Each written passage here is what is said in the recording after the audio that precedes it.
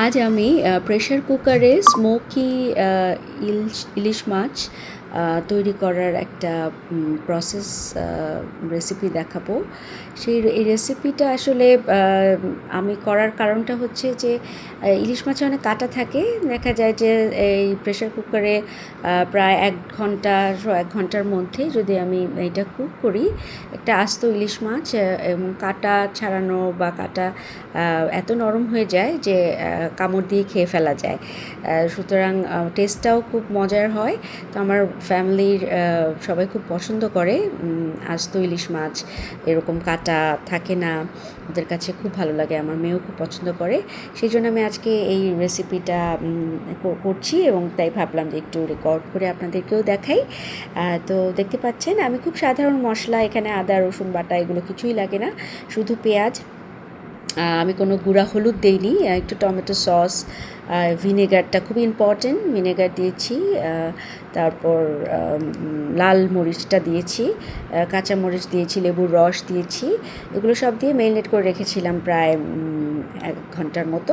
তারপরে এটাকে আমি এখন প্রেশার কুকারে দেওয়ার প্রিপারেশন করছি। ভিনেগার দেওয়ার পরে আমি আবার একটু পানি দিয়ে দিচ্ছি যাতে একটু ডুবে থাকে, ডুবে ভালো মতো সিদ্ধ হতে সাহায্য করে, সেজন্য একটু পানি দিয়ে দিলাম। তারপরে যেহেতু পানি দিয়েছি একটু লবণটা কমে গেছে, সেজন্য আবার একটু লবণ দিলাম। আর আমার পরিবারের সবাই একটু ঝাল ঝাল পছন্দ করে, তাই আমি আমার টেস্ট মতো ঝালও বাড়িয়ে দিলাম। একটু ঝাল দিয়ে রঙটা খুব সুন্দর লাগছে, লাল লাল, কারণ একটু টমেটো সস দিয়েছি, কাঁচামরিচ দিয়েছি একটু ঝাল ঝাল হওয়ার জন্য।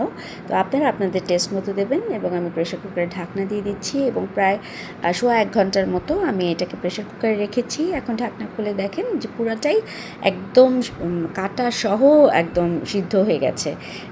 ইচ্ছা করলে মাথাটাও খুব সুন্দর চিবিয়ে খাওয়া যায়, যেটা আমার হাজব্যান্ড খুব পছন্দ করে। আপনারা দেখতে পাচ্ছেন এটা রঙটা খুব মশলাদার হয়নি, কারণ এটার মধ্যে আমি কোনো গুঁড়া হলুদ দিইনি। আপনারা চাইলে গুঁড়া হলুদ দিতে পারেন আপনাদের টেস্ট মতো। এবার আমি যে ঝোলটা হয়েছে, এটা তো অনেক বেশি ঝোল হয়েছে, ওইটাকে আমি গ্রেভি করার জন্য, একটু ঘন করার জন্য এটাকে পেঁয়াজ একটু ভেজে তার মধ্যে দিয়ে দিলাম একটু ঘন করে। আর আমার হাজব্যান্ড যেহেতু একটু ঝোল ঝোল পছন্দ করে, সেই জন্য আমি একটু ঝোল বেশি রেখেছি আলাদা বাটিতে। আর যতটুকু সম্ভব ওই ঘন মশলাটা মাছের উপর দিয়ে দিয়েছি। দেখতেই পাচ্ছেন মাছটা কেমন হয়েছে এবং খেতেও খুব সুস্বাদু হয়েছে। আপনারা ট্রাই করবেন।